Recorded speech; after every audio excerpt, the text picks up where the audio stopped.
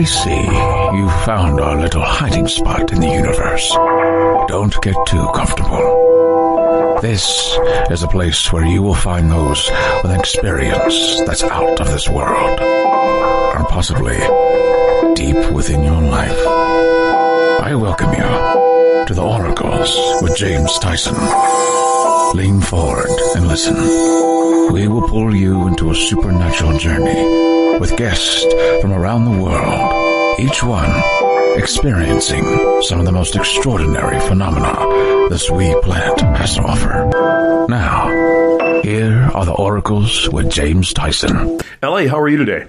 I'm really good, James. Thanks for having me on. Appreciate it. Thanks for dropping by, L.A. I'm really interested in the Nephilim and a little bit of a history about them. I'm interested in it and don't know that much. And by the way, what's your website? The website is lamarzulli.net, lamarzulli.net. lamarzulli.net. Excellent. And of course, Amazon and anywhere else books can be found. Tell me, how did you get into Nephilim? Describe what they are to start with. What is the history behind that? Well, this is a supernatural entity, and if most people have no idea of what is in what I call the guidebook to the supernatural. And the guidebook of the supernatural is really another name that I use for the King James Bible, or just any Bible that you have, whether, I don't care what translation it is, and we can debate that till the cows come home. The bottom line is, it is a guidebook to the supernatural.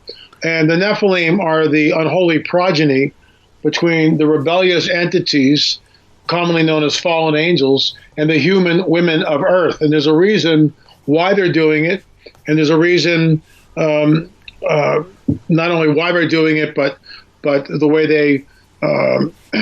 they continually do it after the flood. So when we go back to the beginning, way back at the beginning in the guidebook of the supernatural, Genesis 3:15, we've got characters, a cast of characters in the garden. And, before some people who will be listening is, that's just all fictician. Not so fast, citizen. The Garden of Eden is actually a dragon trap. There's been something cataclysmic that happened in the cosmos eons ago. We don't know how far back it goes, but there were now two wills in the universe. So the God of the Bible basically sets a dragon trap. He creates these two creatures, puts them in there, and he knows the dragon is going to try to do what he's going to do, but he allows it anyway. He allows it to happen anyway. So we all know the story, most of it. Something happens, but here's some things to ponder and think about. When the serpent shows up, Eve dialogues with it. Eve's not put out, oh my gosh, there's a talking snake here. What do I do with this? And it makes one wonder whether other animals talked before the whole flood and the curse and all the things that came down from that. We don't know. But Eve's not taken aback by it. She's not put off by it. She's dialoguing with the thing. We also don't know how long this dialogue took place. Was it one time, which I don't think it was? I think it was numerous times. And finally, she gives in. She eats of whatever this fruit is. And we really don't know what it is. But she eats of this tree. And her eyes are open, and she's able to discern good and evil, which she wasn't able to do before, apparently. So Adam takes it too. They hide in the garden. They clothe themselves with fig leaves, all the stuff that we know.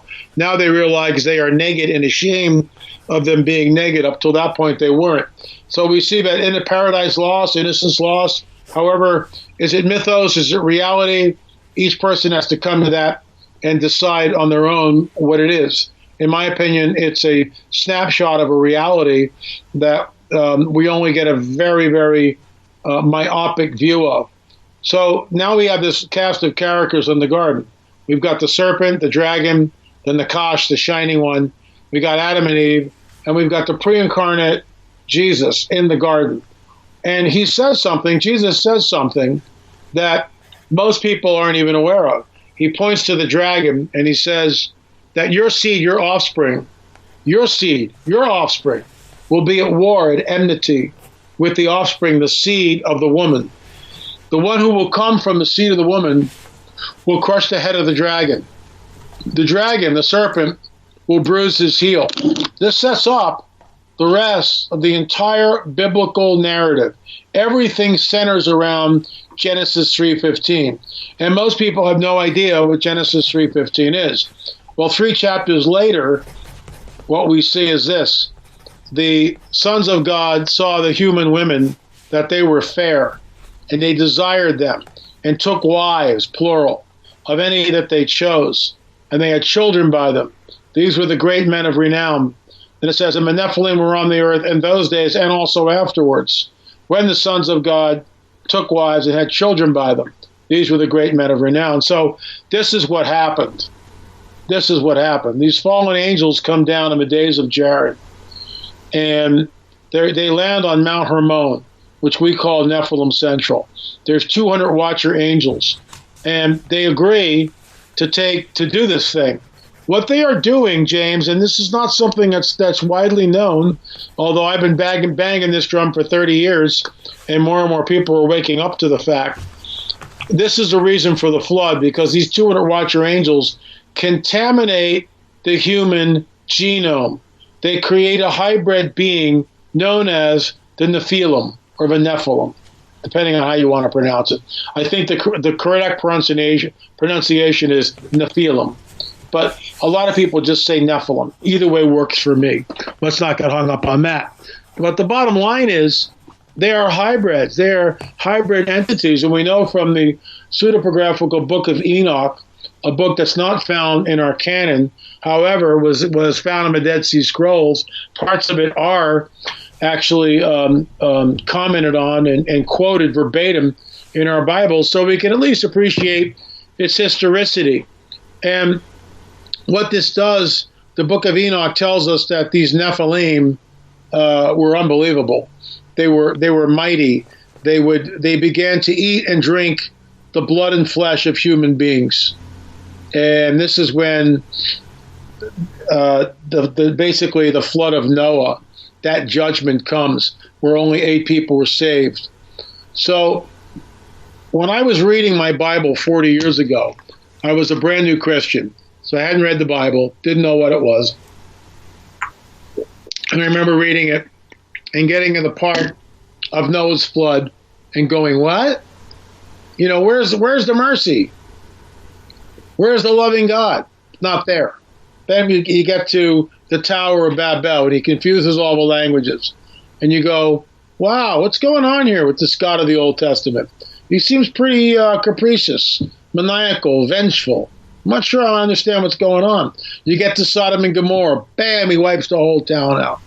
You get to the conquest of Canaan, and he gives a mandate to Joshua and Caleb. And this very mandate is actually used by people like Richard Dawkins, who don't understand what they're reading, but use it to say, this is genocide, and he's right. It is genocide, if you look at it from one point of view. And that mandate from the God of the Old Testament, who, by the way, is the same God of the New Testament, but he says, wipe all these entities out. The Nephilim, the Zamzumim, the Emim, the Anakim, the Horites, wipe them all out. Men, women, children, kill all the animals, burn everything. Why does he say that? And until I understood about the Nephilim, I never, ever had an answer. And it vexed me. It drove me to look and read and find what was the answer here. And I finally found a book by Dr. I.D.E. Thomas, and he became my mentor and really led me on the path that I've been on for the last 30 years. Everything I do, he was the springboard for that, literally. His work, the Omega Conspiracy, was the springboard because he talked about the Nephilim, the Nephilim. He talked about this hybrid entity, part fallen angel, part human, soulless, in a fixed state, that were giants, that had superhuman strength. He talked about all this. And all of a sudden, it was like a set of dominoes. And the Bible began to make sense in ways that it had never made before. And once I plugged that in, I totally got it. I went, oh my gosh, it's a seed war. It's a seed war between the offspring of the dragon and the offspring of the woman. And the same thing is actually continued into modernity. And I'm going to probably blow your listeners right out of the water with this one, with the whole UFO abduction phenomenon. they are creating hybrid beings. There's no doubt about it. Dr. Jacobs' book, secular historian, he's no longer writing. He's sort of in declining health, from what I understand. I hope I'm wrong, but last time I checked, he was pretty much in declining health. But he wrote a book called Walking Amongst Us. And basically, he talks about these hybrid entities walking amongst us. Abductees who were taken by UFOs talk about sperm being taken. If you're a female, ovum is taken. Then they're re-abducted and they see their offspring and they look alien in some way.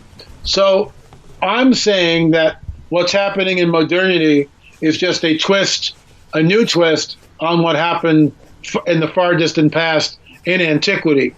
The Nephilim are back. And Jesus gives us something which, you know, when you read that, unless we understand about the Nephilim, that's why it's the key. In my opinion, Genesis 3:15 is the key to unlocking the secrets of the Bible. Really is. So Jesus says it'll be like the days of Noah when I return. Wait a minute. What the heck is he talking about here? It'll be like the days of Noah. Well, that points us immediately to study the days of Noah. What differentiates the days of Noah? He says it'll be similar. Well, that's the Nephilim. That's what's there. That's what differentiates. The Nephilim are on the earth in the days of Noah, which results in the flood. Yeah, they come back later, and we see the same judgment is meted out. So that's I could talk about this for hours, and I'm sure we probably will, but that gives you a good overview. The Nephilim are a hybrid entity, part fallen angel, part women. They are soulless. They are in a fixed state. They are evil beyond anything you can possibly imagine. They are cannibalistic. They are sexually deviant, and we're not sure where they can reproduce.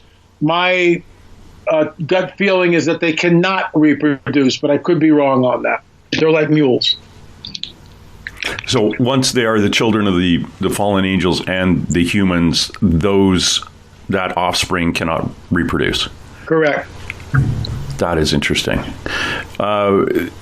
Have you ever listened to, this is a weird interview from 1999 and 2000 with alleged to be a reptilian named Lacerta. Have you ever heard that? I've never heard that. I know about the reptilians.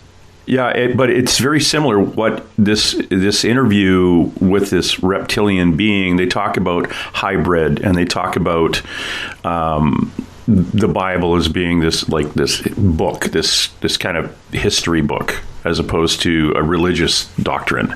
Right. It was more of the history, and they talk about us being you and I right now, being products of multiple generations or millennia of hybrid with other beings, and I get into that weird thinking as well. You're talking about a reptilian. You're talking about something that's snake-like, or could be written down as being a snake in the Bible. And I was going to throw that out at you, whether or not you have a perception of what was deemed to be the snake in the Garden of Eden being a reptilian alien being. Or I think in that interview, the reptilians were said to be the original occupants of Earth and Terran, and they live underground here and are in the process of kind of trying to get our attention about what's coming. And what's coming is kind of this other, like you say, another cleansing of what basically happened during biblical times with Noah. It's I am familiar with the reptilians. That may be actually what fallen angels look like. In reality, we don't know. We don't know what they look like. Right. Did they take on the attributes of their master? Very possible. They are in a fallen state.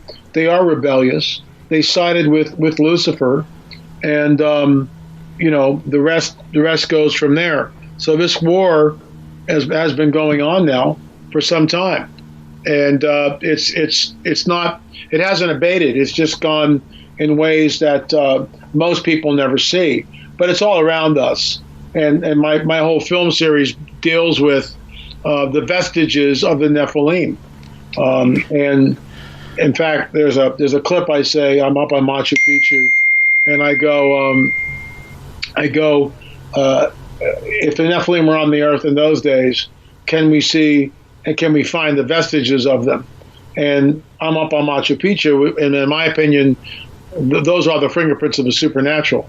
Those are, when you look at the megalithic stones that are there, human beings did not create those.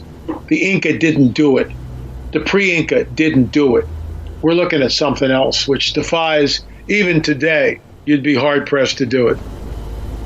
Oh, yeah. And there's so many locations around the planet like that, where you look at them and you think, okay, this is obviously man-made, but it was man-made thousands of years ago. And when you start looking at it, you're thinking, nah, it's way beyond technology that a fella, 5,000 years ago would have figured out. So that was made by something else, and something else that could move a large stone or thousands of large stones in an order to build something like this. And there's nothing, so you kind of write it off as, what is this? And you move on to something else. It's and we see a lot more of that now as things in the supernatural. What we label supernatural and we label paranormal. It's been becoming more mainstream in the last 15 years. So you get a lot more people out poking around at these locations, and we see them in the kind of the mainstream media, television shows and things. But it's still you at the end of whatever episode you're watching, it still comes out with more questions than answers. And that's the basis of my film series. We've got 6 episodes in it. Number 6 will be released in about 10 days or something. But you can watch all 5 of them by going to streaming.lamarzulli.net, streaming.lamarzulli.net, and you can watch all 5 for under $20, which is a great deal. It takes us thousands of dollars to make a film and lots of time. But we want the information out, which is why they're so cheap. Five films for $20. Give me a break, right? Oh yeah. And we go all over the planet, all over Europe, all over the Americas, South America, Central America, Israel, all through the islands in the Mediterranean. So, and there's more places that we need to go: Portugal, Spain, France, the UK. And, we're not done yet. COVID's really put a dent in our travel plans. Obviously, we didn't go anywhere in 2020. And we were supposed to go over into the other places in the Mediterranean, which we just didn't get around to. But here's the deal. Here's the deal. Things are happening on this planet, which, happened thousands of years ago, but once again are manifesting in ways that are totally different. In what way? Well, we talked about the abduction phenomenon. I mean, that's a perfect example. So it's not the way it was where the fallen angels are coming down, taking women and having children. No, they're not marrying them anymore. They're just taking the ovum and genetically manipulating sperm and ovum. So they're doing something. They're doing something that's different. It's similar. That's why Jesus says it'll be similar the days of Noah, but it's going to be different. So, look, here's the deal, James. I don't have all the answers. Nobody does. But all I know, the further I go down the rabbit hole, the only paradigm which fits and gives you a cohesiveness between what's happened for thousands of years and what's going on today is the biblical narrative. And we're not talking religion here. We're not. We're talking that we're involved in a cosmic war, and the biblical narrative tells us exactly who the players are, what's going on, and what to look for. And that's why I find it absolutely so fascinating. But moving back into the reptilians, could there be bases underground? More than likely there are. We've had whistleblowers and witnesses. We talked to some of them in our films who have come on and talked about what they're seeing, what they saw, what they discovered, and their minds are blown. I mean, who wouldn't? Bob Lazar, he seems to be vindicated. He talked about the 90s, and I interviewed Bob. And I've always believed in Bob. I always believed that in his story. And basically, he was talking about seeing a sports model that was flying. Well, now we just go, a month ago, 2 months ago, the United States government admitted that we have in our possession off-world vehicles. Okay. So, we need to, we need to see what's going on, Yeah, I've got lots of time for Bob. I've had some conversations with him, and one of the biggest things that, to me, that kind of shows me that he's not full of crap is that he doesn't care whether I believe it or not when he's talking to me. He said, yeah, this is what I did. You didn't believe me or not. I don't really give a rat's butt. So move on. And the stuff that he talked about in 1991, that was, unheard of in science fiction back then. People came out later saying, oh, yeah, it's been around for a while. But so Bob's right on. Bob's worked on reverse engineering, and believe it or not, you got to believe him or you don't, and he doesn't care because that's the kind of guy he is. I interviewed him in the 90s at the Little Alien in Rachel, Nevada. It was pretty cool. Sitting at the bar, sitting at the restaurant, eating a burger, and there was a little conference which was kind of a no-show. About 30 people showed up. Gary Schultz and Nouriel Hayakawa were there. The guy from Jim Lear, David Lear from Learjet. I can't remember the guy's first name. And Bob Lazar showed up, and I got to pick his brain for a little bit. I also talked to George Knapp about it fairly recently, and just said, I've always believed in Bob. I've always believed what he said. I never doubted it. I believe he saw it. And this is what amazes me. This is all coming out now. I call it the coming great deception, because this will change the planet as we know it. And we are going to see, we thought COVID-19 changed the planet. Just wait. So, what happened in antiquity is the days of Noah are now happening in modernity, but in slightly different ways. And, moving back to the Nephilim, when we go, well, let's just pick a place, which we just did, Axis Mundi, the fifth offering in our film series on the Trail of the Nephilim.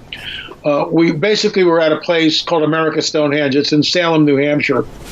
And the site is a 4,000-year-old site. And it's incredible, absolutely incredible. There are artifacts there which, when one person looks at them, you just kind of scratch your head and go, what the heck am I looking at here? Why did whoever built this thing, why did they go through all this trouble? So it has what we call a sacrificial table, which is about 10 or 11 feet long by about 6 feet wide. It's got a groove all the way around it, and it's canted. So if you had someone that you were carving up for a ritualistic sacrifice, all the blood would be collected in one place. That's the first thing. There are chambers there. There's a chamber on the backside of a table, which is essentially like an oracle chamber. And a person could stand in there and project a voice through this stone chamber, and it would just sound unbelievable. Very, very heavily charged site, ritualistic. But what we discovered in our film, The Axis Mundi, and number 4 was America Stonehenge. So it's part 1, part 2 type deal. So what we discovered, and I'll never forget this, Kelsey Stone is taking me around in the museum at America Stonehenge. So the Stone family is 3 generations. Robert Stone bought the place, 115 acres, and he passed away several years ago. Dennis Stone, his son, is now taking care of it, the caretaker. He was an airplane pilot, but he retired, and he's at America Stonehenge pretty much daily. Kelsey Stone was the 23-year-old college student, and that's when I first had contact with him. And we'll get into what Kelsey discovered.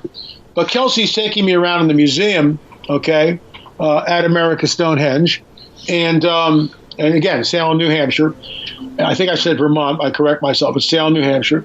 And there are these display cases with artifacts in them that they found on the site. And Kelsey goes, well, these are the stones that we found on the site with writing in them. I go, oh, okay, that's pretty cool. What does it say? And he goes, well, this is apparently an Iberian Punic, which was translated by the late Professor Barry Fell, who was a Harvard professor.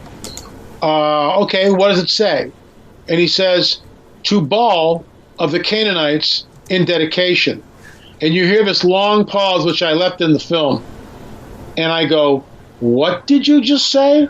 And he kind of giggles nervously, laughs nervously, and he goes, to Baal of the Canaanites in dedication. It's a dedication stone to Baal of the Canaanites. So when he said this, He has no idea of what the Nephilim are, what they were, where they came from. Now he's in my wheelhouse. The Canaanites are found in Nephilim Central, all right? And Baal, the Canaanites are a Nephilim tribe. That's what they are, all right? That's what they are. To Baal of the Canaanites in dedication. And when he's saying that, it points back to the Phoenicians who came over here 4,000 years ago. But the fact that the stone says to Baal of the Canaanites, that's a Nephilim tribe. That's Nephilim Central. What the heck is that doing buried in a chamber at America's Stonehenge? What are we looking at? Why is this going on? And that's why it's a 4,000-year-old site.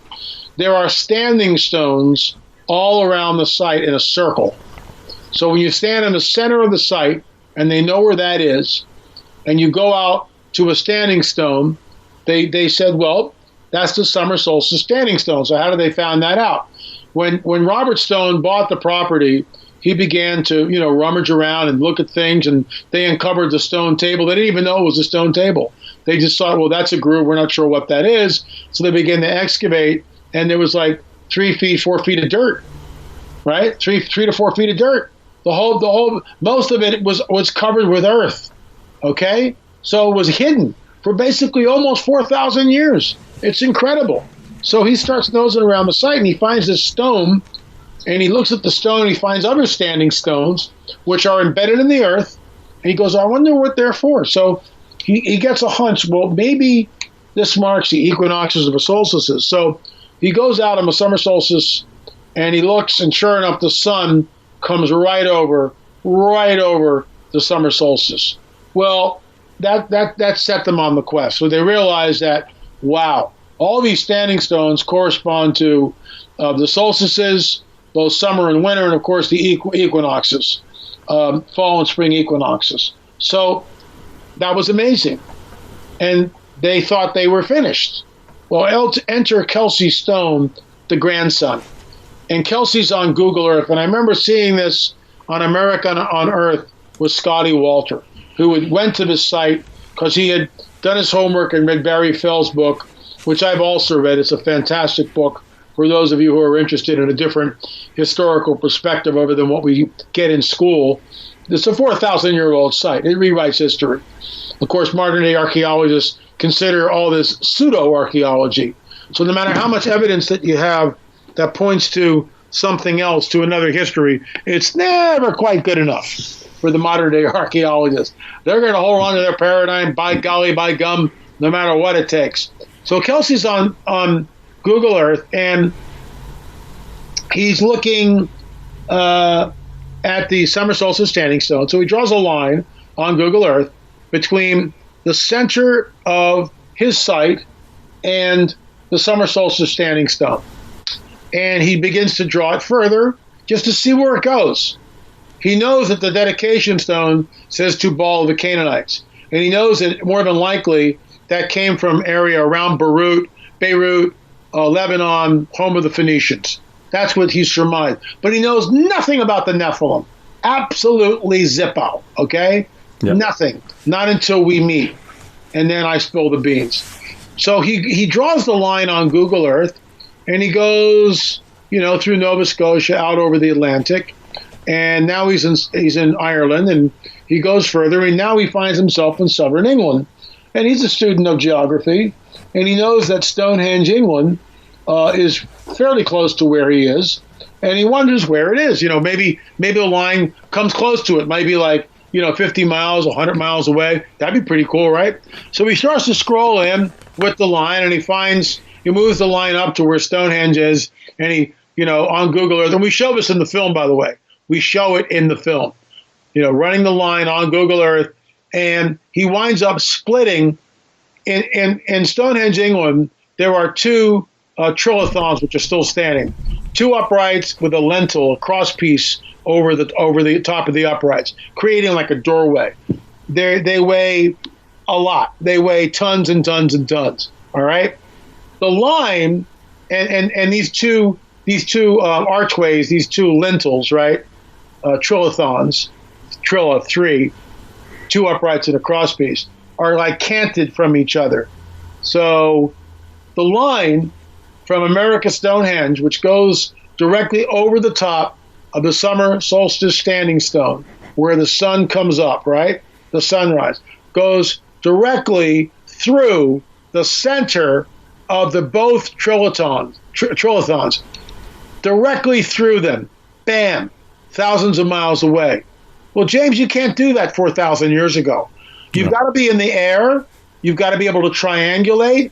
You need trigonometry. You need knowledge of the curvature of the Earth, the precise curvature of the Earth. You need to know all sorts of mathematical stuff. And you've got to be in the air. And that ain't coincidence. And that's what we show in the Axis Mundi. And then Dennis Stone was kind enough to show us the other points of connectivity, which we show in the film. They go to other megalithic sites all around the globe. And this is precisely why we call it the Axis Mundi, the center of the world. And again, you could, if we go to your streaming at lamarzulli.net, we could take a look at that film. Yeah, absolutely. lamarzulli.net, you can buy the DVD, but if you want to go to stream them and not get the hard copies, and a lot of people just, click on your computer or watch it wherever you want to watch it, and that would be streaming.lamarzulli.net. Streaming.lamarzulli.net. You can watch all 5. Axis Mundi is number 5, so you can watch that too. And it will blow your mind. I mean, I promise you it'll blow your mind. Well, great. That's what I'm going to be doing later today, then. Now, when you talk about these megalithic structures, did you include those weird mounds that we see all over the place, or that people are finding? Absolutely. Yeah. Dad? One of the things that jumps out at me is what do the locals consider these mounds to be, or what is the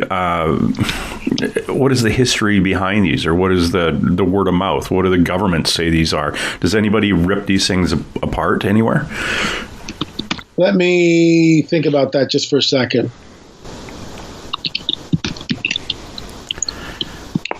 I was always curious if I obviously somebody has done a dig trying to uncover things, right?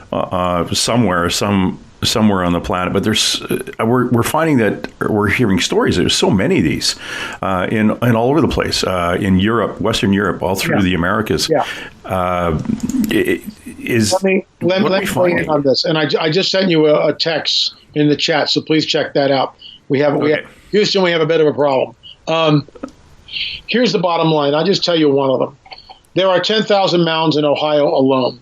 There are mounds all over America. There are mounds in Europe.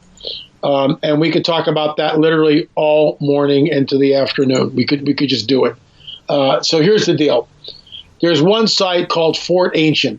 Now, no one knows who the people who built this actually were. They have no idea. They made up a name. They call them the Hopewell. That's what they call them. But they really don't know who the Hopewell were. They have no idea. Okay? So the Hopewell was a farmer who found some artifacts, and so all of a sudden these people became the Hopewell people. That's how that works.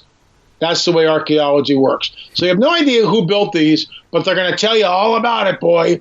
This thing has 66 gates, Fort Ancient. I mean, it was not called Fort Ancient, okay? And it's not a fort. It had 66 gates. Well, they say it has 67. We say it's got 66. When you line up the gate at the spring equinox, you get Hydra, the serpent. Oh, gee, what a coinkydink. Here's the deal.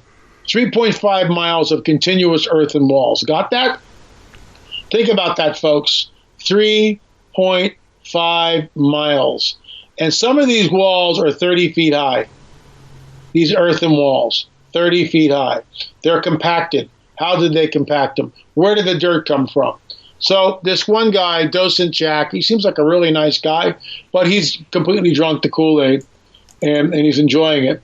And he gives a lecture, and he says, what is 3.5 miles of if we were to deconstruct this, what would this look like? But then he tries to tell us that these enigmatic mounds, Fort Ancient and others, were built by Native Americans with digging sticks, clamshell hoes made from the shoulder bone of a deer, and of course stone tools. Well, we made a stone tool, a replica of a Stonehenge. We hired a flint knapper. Cost me $350. It burned in the fire. Doggone it. But we made the thing, and we hired a fit laborer. The laborer went out into the field, and we timed how much it would take to fill one bucket of dirt and then bring it over, walk a specific amount of yardage, dump it, and then pack it with his feet. When I show that at conferences, people just howl. They just laugh in the audience. And then I say, okay, this is what it actually is. According to Dose and Jack, if they were to deconstruct the mounds, get this, hold your breath, folks, wait for it, you would have dump trucks, all right? Dump trucks. Think of a dump truck. That's a lot of dirt, right? You would have dump trucks parked bumper to bumper, end to end, bumper to bumper for 200 miles. 200 miles. That's a lot of dirt. And we're supposed to believe that Native Americans did this.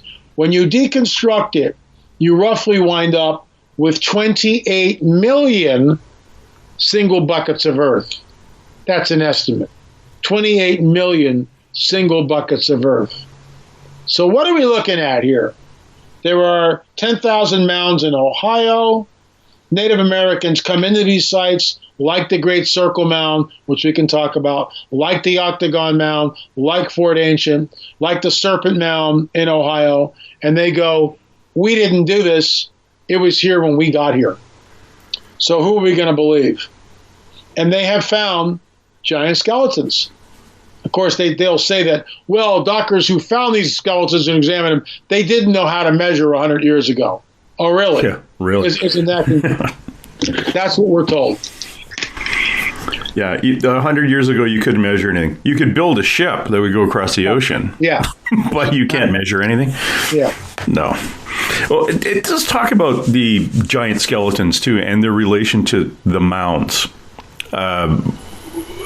What do you, in your research, in your poking around, what do you think the mounds represent, for one?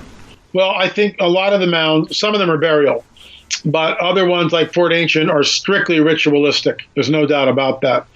Others like Miamisburg, which is this huge Adena mound. It's conical, very high. They found what we would call secondary internments in them. In other words, Native Americans found these things and buried chiefs and things like that. But we also know that, in my opinion, these things are always built on high places. These are gateways. These are portals, in my opinion. These were connected. They enabled people to go from one place to another. And I realize that sounds like sci-fi, but you dig deep enough when you start going down into places like Peru, and all of a sudden you hear the same thing from the shamans.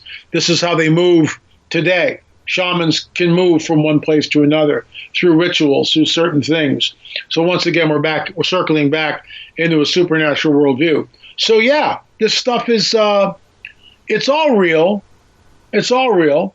But here in the West, we have a very truncated, dumbed down view of anything supernatural. So even in our churches, well, these things really don't happen again. Oh, yes, they do. Well, that's the whole idea, too, is we have to make it understandable to us. And us is fully dependent on our background and our educational system and our belief system. So we've got to filter everything through that to make sense of it. And if it fits outside of our belief system and our education, then it gets pushed over into, well, we're not going to worry about that right now. And I'll just filter out everything else that I'm looking at and try to make sense of it from my pea brain, my monkey brain here, and understand things. So a mound is a mound. and it must have been built by First Nations people because those are the only people who were here. So, okay, I've dealt with that. Let's move on to the next thing. And they don't go any deeper because they don't have a reference point to go deeper. And those reference points have been coming to us over the last 100 and so years. And as more and more of us talk about it, and people like you go out and actually get on the land with a stick and poke into it, we're answering a lot more of the questions that have been put on the back shelf. Well, we are. And this is why I say in the films, there is a hidden history which has been deliberately obfuscated from the peoples of the world. And doggone it, we have a right to know. Why is it that these museums won't let people see stuff? Why are we only getting part of the puzzle?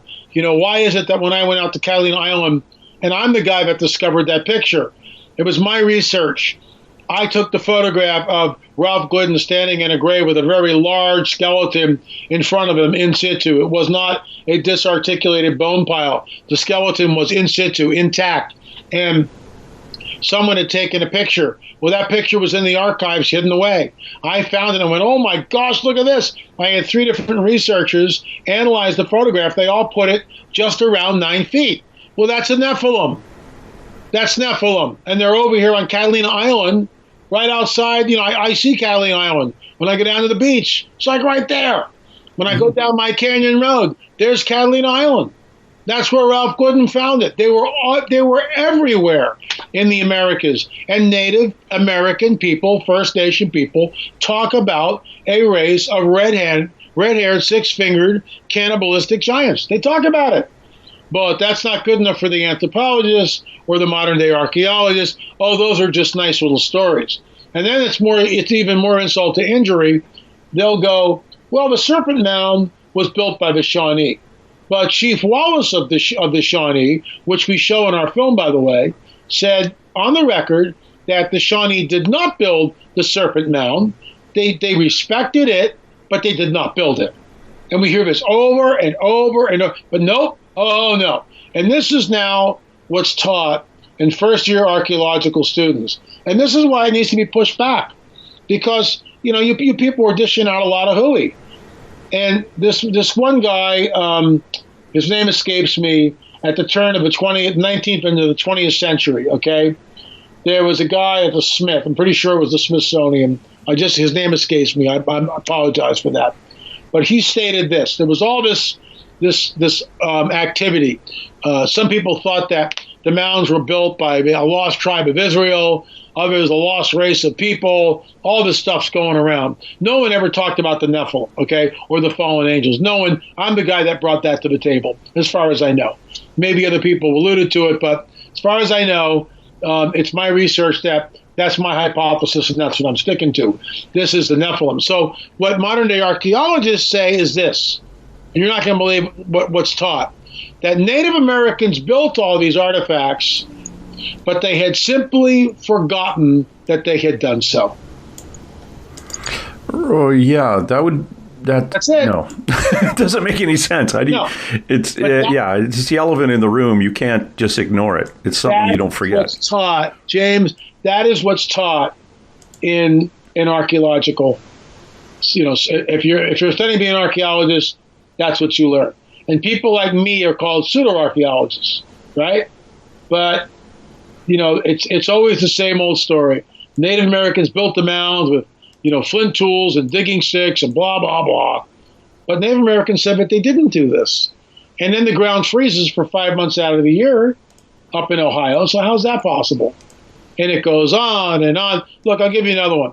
The Octagon Mound in Newark, Ohio. The Octagon encompasses circles and circles, 50 acres of land. 50 acres. And that was a plaza that was pretty much dead flat. All right? 50 acres of land. Well, it's an octagon. When you're standing in it, you have no idea what you're looking at. You can see there's a side well way over there, and the earth berms vary in height, but most of them are over 4 feet. All right? 50 acres, and they're dead straight. But it's an irregular octagon. So as Dottie says in our film, when she comes on, she's a mathematician, a professor of mathematics, and she goes, well, if someone came up to me, a student, and drew this octagon and said, well, how did you get this? And he goes, well, I just kind of drew here. And she would say, well, that's not working. Then you don't know math. You don't know geometry, right? So it's one thing for me to take a protractor, a ruler, and a compass and draw this on a piece of paper. And you know what? You got to know geometry to do that. You got to understand angles, and you got to know all this stuff. And you really got to know your stuff. You just not going to fall out of some, tree someplace and do it. Well, okay, it's an octagon. So you could have taken a lot of rope and had 8 people hold the rope and then go out and mark it with stakes. I get that. Okay, I get that. 50 acres? That's a lot of rope, which they could have done. 50 acres? How would you check your work? How would you check your work? Unless you're in the air. It's also an irregular octagon, which means that the sides are not equal. 2 of the sides are unequal. So now it's advanced geometry. How the heck did they make this work? Then it's it's the mounds that are inside the octagon point to an 18-and-a-half-year lunar cycle. Well, where did that information come from? Native Americans were not aware that the moon was on an 18-and-a-half-year lunar cycle. Europeans didn't understand that till Meta, the Metonic cycle of the moon. It's named after him. Where did he get it? How was he able to do that? And we're not sure. We only know that he supposedly discovered it. Did he get it from, let's say, the Babylonians, who got it from fallen angels? We know from the Book of Enoch that there was a fallen angel by the name of Sariel who gave this information to humankind, that the moon is on an 18-and-a-half-year lunar cycle. To show you how difficult this is to understand and figure out, James, so you live in Vancouver. So, James, you and I fall down to the planet. Here we are. We look at the moon. Wow, it's full. Next night, it's not so full. And we kind of look at each other going, wow, the moon seems to be changing. Let's track it. So, okay. So we're back 4,000 years, James. All right. So we've got a couple of sticks. We make we line them up to where the moon comes up. We make a notch on the stick. You move over, let's say 20 feet, line that up to someplace on the horizon, and that's where the moon goes down. We make a notch on the stick. So we keep making notches on the sticks, and we're realizing that, wow, the moon is really moving around. But guess what? After 20 days, a storm front comes in, and you know what this is like on Vancouver. Yeah. And we can't see the moon for 10 days. Now what? We go back to the beginning. So here's the deal. You'd have to track the waxing and waning of the lunar body of the moon, and then you have to crunch the data, because you don't know if we just fell in. Do we fall in on year 4 of the lunar cycle? Year 12 of a lunar cycle? We don't know. Year 2? We have no idea where we are in the 18-and-a-half-year lunar cycle. None. And now we've got to crunch that data. How do you crunch the data in antiquity? There are no computers. You're marking this stuff on deer hide for 18-and-a-half years. And if you miss a night, now what? You guess? How does this work? See where I'm going with this? Oh, yeah. So this is really complex, and this knowledge is embedded in all these sites, in many of these sites, all over the globe. They're based on an 18-and-a-half-year Metonic cycle, 18-and-a-half-year lunar cycle. They're lined up to the constellation Draco, which is, of course, the dragon. Yep. You start putting all this together from a biblical worldview, James, and the dominoes just follow their own weight. Who's got the power to do this 4,000 years ago? There's only one guy. Now, you can say it's ancient aliens that are doing it, and that's what they do. The guys in Ancient Aliens say, oh, we were visited by astronauts. Not so fast, citizen. That's your perspective. My perspective is these are fallen angels. That's who we're visited by, because human sacrifice takes place. And we know from the Book of Enoch that tells us exactly what happened, and this is exactly what happened. They were doing stuff like this. We know this. It's written in the Book of Enoch, found on the Dead Sea Scrolls. So you start putting the pieces together. This is the handiwork of the fallen angels. And when you say fallen angels, some people have this weird view of the angelic hosts, and it's a shame that we do. These beings, if one appeared in your room right now, you'd fall on your face. You'd short circuit. We can't stand in the presence of them. I'll tell you a story. I got to get going here in a few minutes. Yeah. As I said, I got a bit of an emergency regarding my YouTube account. So, yeah, they're basically banning everybody everywhere. Censorship, folks. Welcome to China. So, but this is America. Oh, not so fast, citizen. It's China. It's becoming China. But I digress. So here's the deal.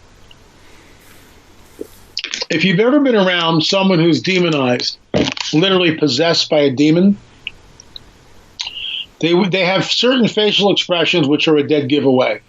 The eyes are wide open. They're usually glazed, and they got this goofy smile on their face, like ear to ear. It's a very unnerving expression when you see it. I've seen it more than once on numerous people. When you're in the proximity of them, it's hard to think.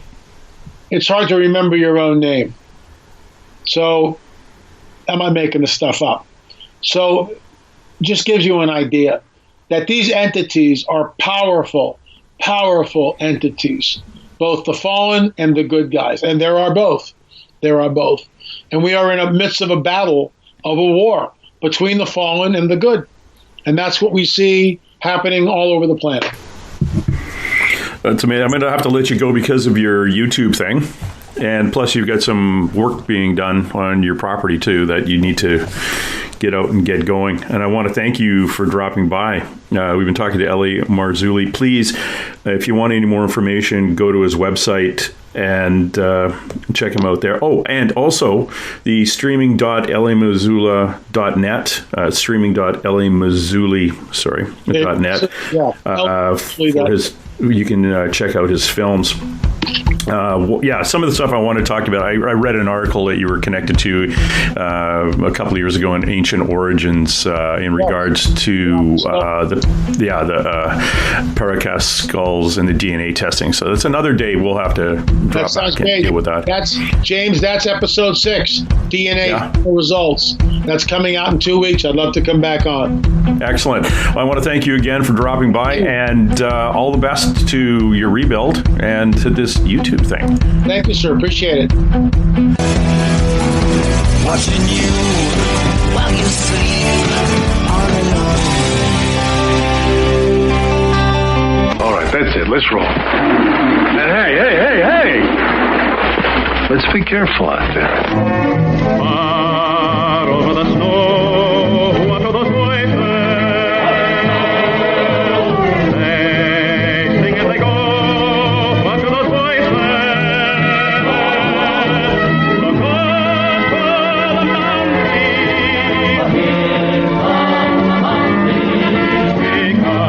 Because somebody hide, somebody better hide. And through the hail, like a pack of angry wolves on the trail. Dead or alive, we are out to get you, dead or alive. If you're the one, better run away. Son, you are done, throw your gun away. Here come the Mounties to get the man that after now. Run through the hail, like a pack of angry wolves on the trail. Dead or alive, we are out to get you, dead or alive. If you're the one, better run away. Son, you are done, throw your gun away. Here come the Mounties to get the man you're after. No!